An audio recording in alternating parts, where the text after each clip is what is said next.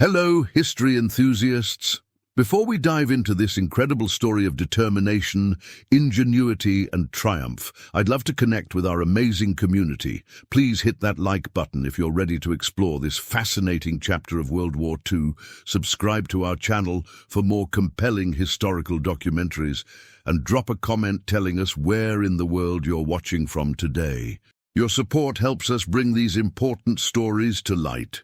The summer of 1944 marked a pivotal moment in the European theatre of World War II, when the very foundations of modern logistics would be tested like never before. Following the successful D-Day landings on June 6, 1944, Allied forces found themselves in an unprecedented situation that would define the future of mechanized transportation in military operations. General Dwight D. Eisenhower faced what military historians would later describe as the greatest logistical challenge of the 20th century. By late July 1944, American and British forces were advancing across the French countryside at speeds that exceeded all pre-invasion estimates, sometimes covering 75 miles in a single day. This rapid advance, while strategically advantageous, created an enormous problem that threatened to halt the entire Allied offensive. The French railway system, which had been systematically destroyed by both Allied bombing campaigns and German sabotage operations, lay in complete ruins across vast stretches of liberated territory. Traditional supply methods that had sustained armies for centuries suddenly became obsolete in the face of this new reality. The German High Command initially viewed the Allied logistical predicament with considerable satisfaction, believing that the rapid American advance would inevitably outrun its supply lines and force an operational pause. German military planners had studied previous campaigns extensively and understood that no army could sustain such rapid movement without adequate supply infrastructure. They calculated that the Allies would soon face critical shortages of fuel, ammunition and food that would bring their offensive to a grinding halt, providing Germany with precious time to reorganize its defenses along the Siegfried Line. American military observers noted that German forces, despite their tactical prowess, remained heavily dependent on traditional transportation methods that had changed little since the previous century. A typical German division during this period maintained nearly 10 times as many horses as motor vehicles and relied on oats almost as much as gasoline for its mobility. This dependency on animal transport severely limited the range of Germany's famous blitzkrieg tactics, as mechanized units could not advance far beyond their horse-drawn supply trains without risking catastrophic shortages. The contrast between American and German logistical philosophies would prove decisive in the coming months. While German forces remained tethered to conventional supply methods, American military planners were already developing revolutionary approaches to battlefield logistics that would transform modern warfare. The stage was set for a confrontation not just between armies, but between fundamentally different concepts of how modern mechanized forces could be sustained in rapid offensive operations. As August 1944 approached, the Allied forces found themselves at a critical juncture where success would depend not on the bravery of individual soldiers or the effectiveness of weapon systems, but on the unglamorous yet vital science of moving supplies from point A to point B faster and more efficiently than had ever been accomplished in military history.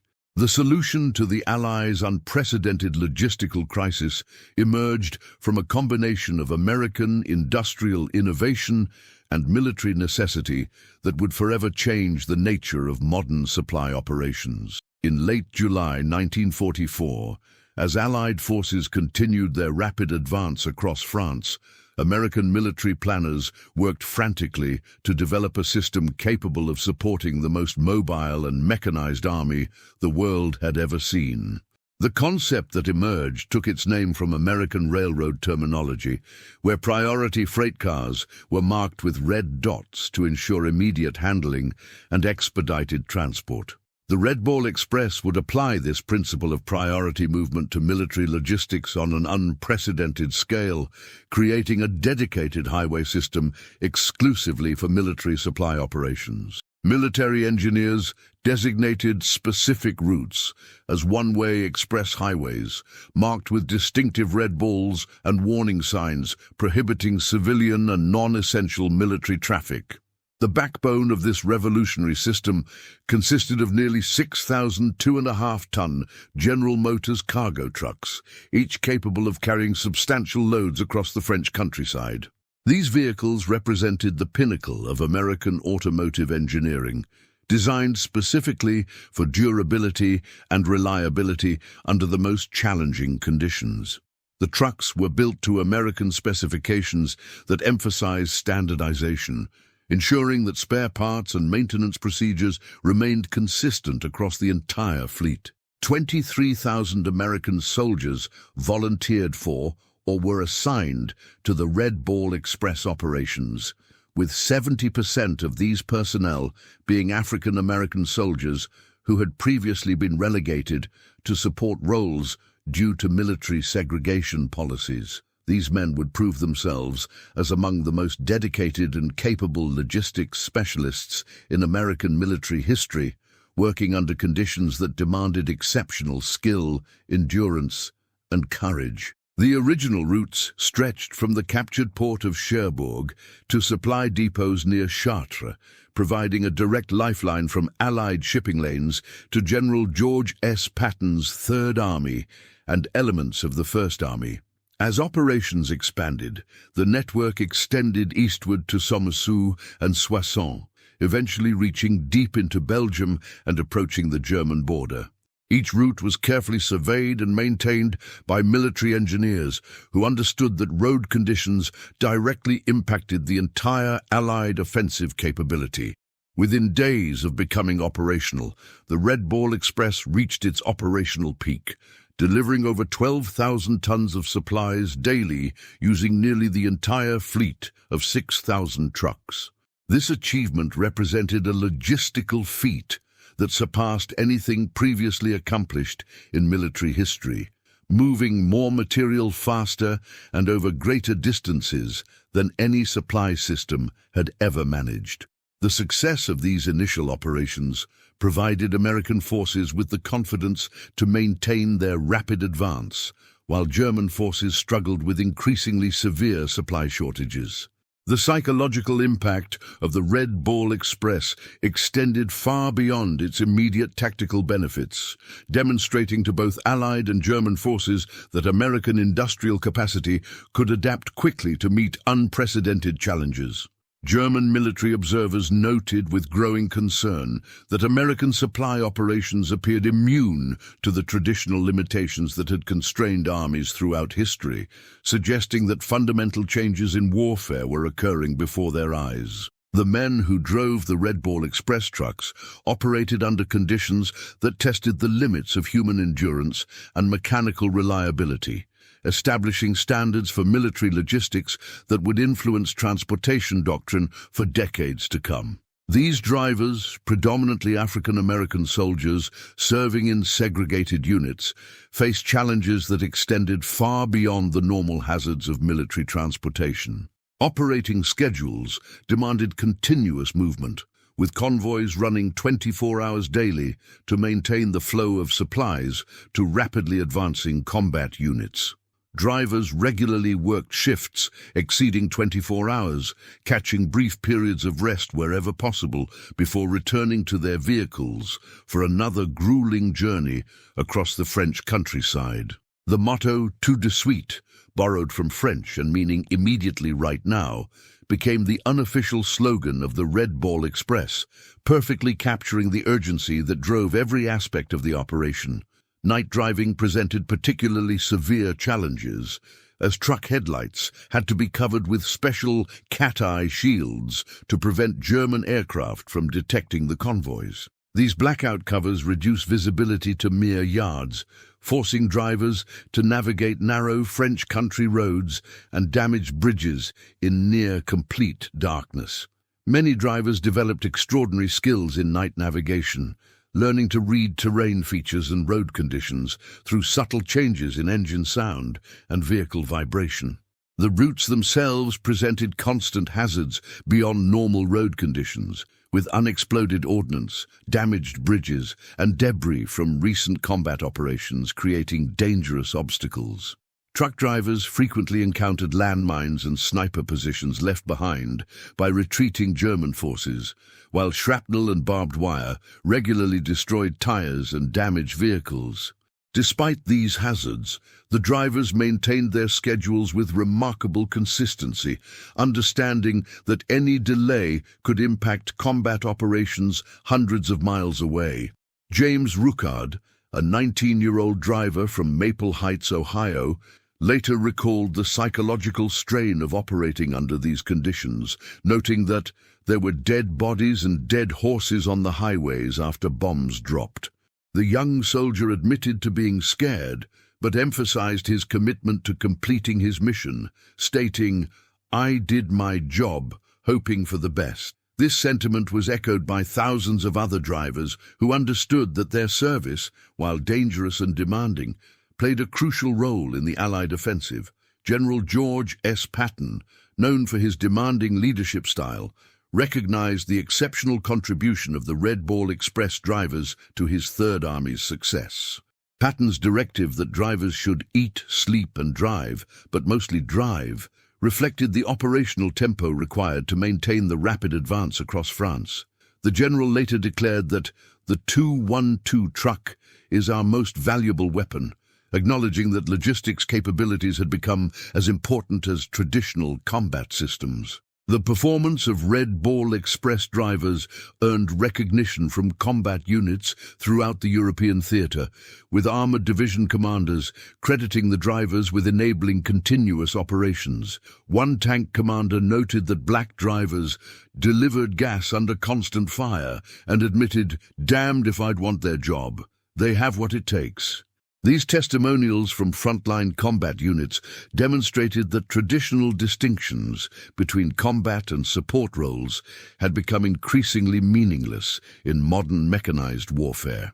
The success of the Red Ball Express operations proved that American industrial methods and organizational capabilities could overcome challenges that had previously been considered insurmountable in military logistics. As the system continued to operate at peak efficiency, German forces found themselves increasingly unable to match the mobility and sustainability that American supply operations provided to Allied combat units. German military leadership in the summer and fall of 1944 operated under assumptions about logistics and supply that had served them well in previous campaigns, but proved catastrophically inadequate against the revolutionary American approach to battlefield transportation. The German High Command's assessment of Allied capabilities reflected a fundamental misunderstanding of how industrial production methods could transform military logistics in ways that rendered traditional strategic calculations obsolete. German strategic planning for the defense of Western Europe had been based on historical precedents suggesting that rapidly advancing armies inevitably faced critical supply shortages that would force operational pauses. Military theorists in Berlin calculated that Allied forces advancing from the Normandy beachheads would necessarily slow their offensive as supply lines became overextended and logistical bottlenecks developed. This analysis led German commanders to adopt defensive strategies that assumed American and British forces would provide Germany with time to reorganize and strengthen their positions along the Siegfried Line. The reality of American logistical capabilities proved far different from German expectations, as the Red Ball Express demonstrated that modern industrial methods could sustain offensive operations at speeds and scales previously thought impossible. While German divisions remained dependent on horse-drawn transport for the majority of their supply needs, American forces had created a mechanized supply system that could deliver over 400,000 tons of material across hundreds of miles of territory. This disparity in logistical capability represented a fundamental shift in military technology that German planners had failed to anticipate. Adolf Hitler's strategic assessment of the Allied situation reflected the broader German failure to understand the implications of American industrial capacity applied to military logistics. The German leader believed that the capture of Antwerp port represented the key to Allied supply operations, and that German forces could exploit the time required to open that facility by launching counteroffensive operations. This calculation demonstrated a profound misunderstanding of how the Red Ball Express had already solved the immediate supply crisis facing Allied forces, making the opening of additional ports less critical to short-term operations. German intelligence reports throughout the autumn of 1944 consistently underestimated the effectiveness of American truck-based supply operations, partly because such systems had no precedent in European military history. Traditional German military doctrine emphasized the importance of railroad networks for major supply operations, and German strategists could not readily comprehend how highway-based transportation could achieve similar results.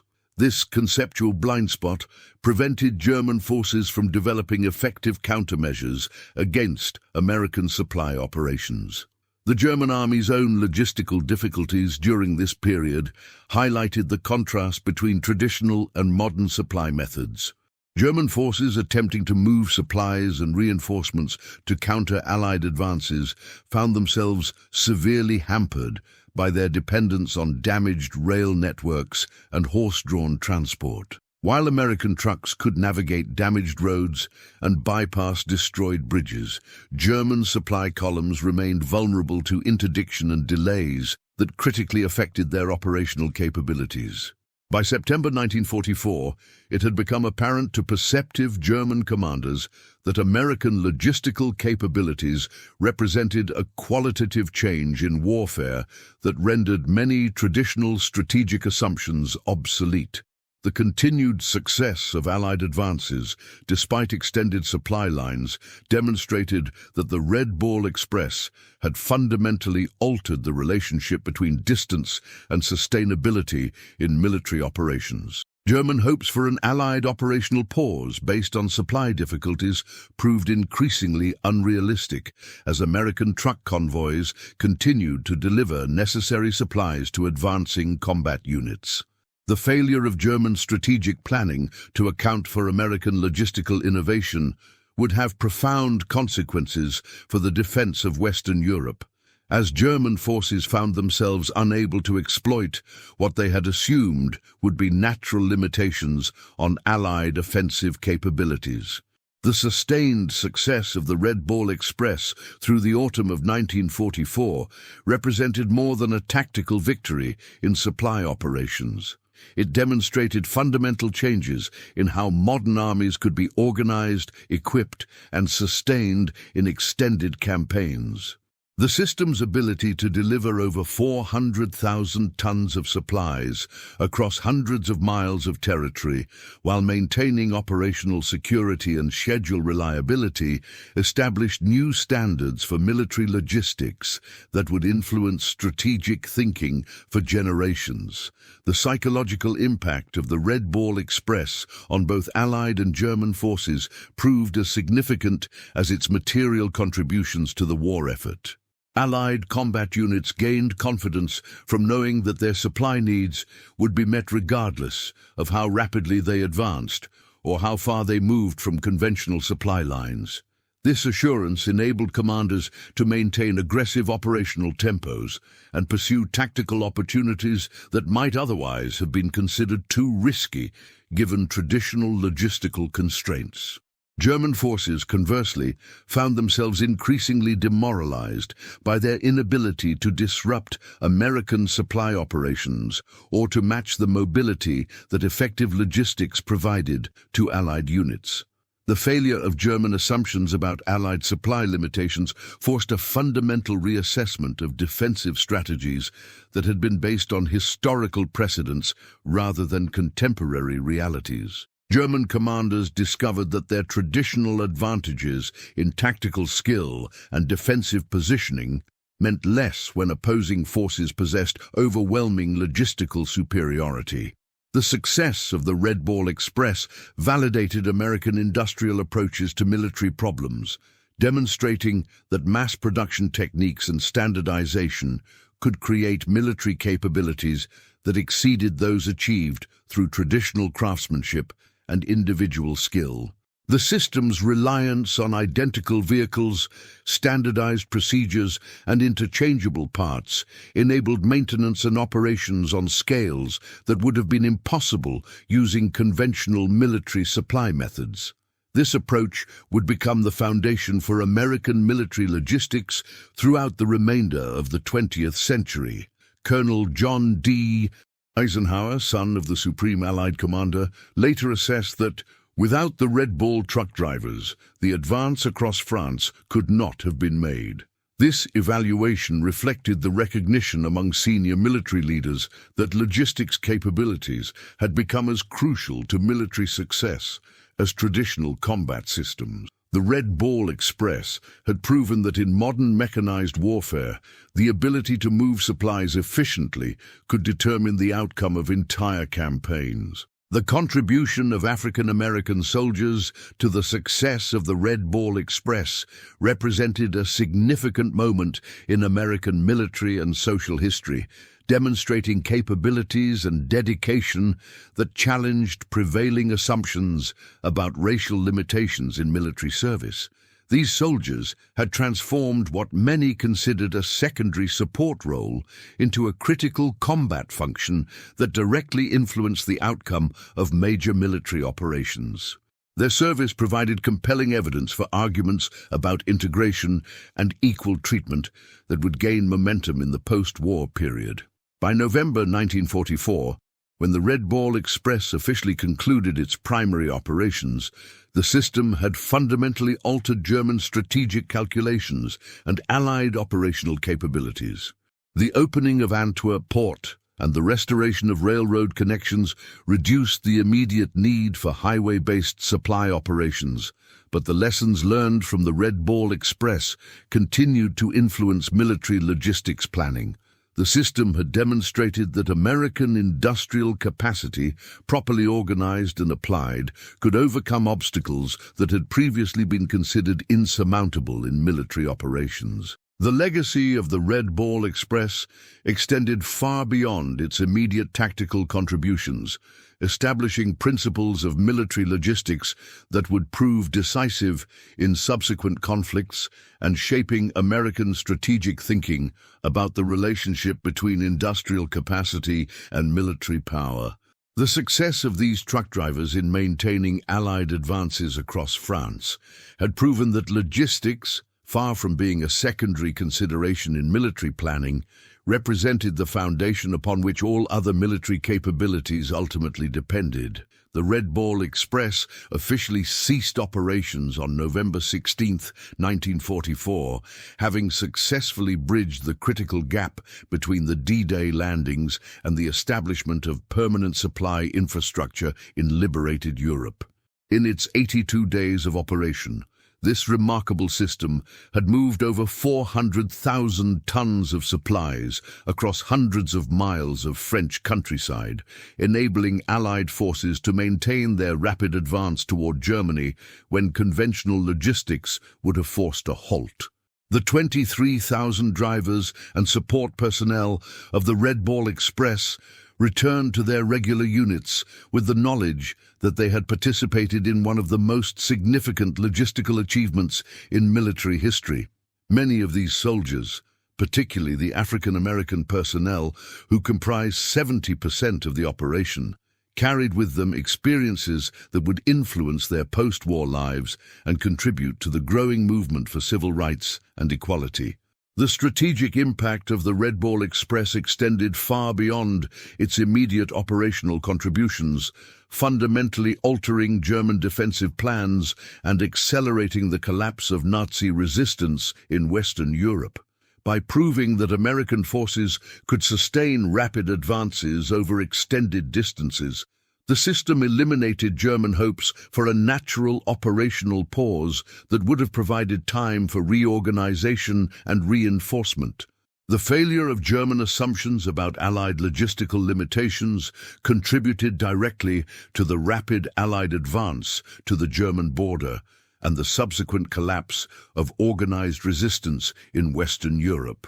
Modern military logistics continue to reflect principles established by the Red Ball Express, particularly the emphasis on standardization, redundancy, and continuous movement that enabled the system's success. Contemporary supply operations in various global conflicts have drawn upon lessons learned from the experiences of those truck drivers who navigated the roads of France in 1944, adapting their methods to new technologies while maintaining their commitment to mission accomplishment. The story of the Red Ball Express serves as a powerful reminder that military success often depends upon the dedication and skill of personnel serving in roles that may appear unglamorous but prove absolutely essential to overall mission success. The drivers who adopted tout de suite as their motto and maintained their schedules under the most challenging conditions demonstrated that every soldier, regardless of assignment, contributes directly to the ultimate outcome of military operations. Today, as military planners continue to grapple with the challenges of sustaining modern forces across global distances, the example of the Red Ball Express provides enduring insights into the relationship between logistics, strategy, and national power.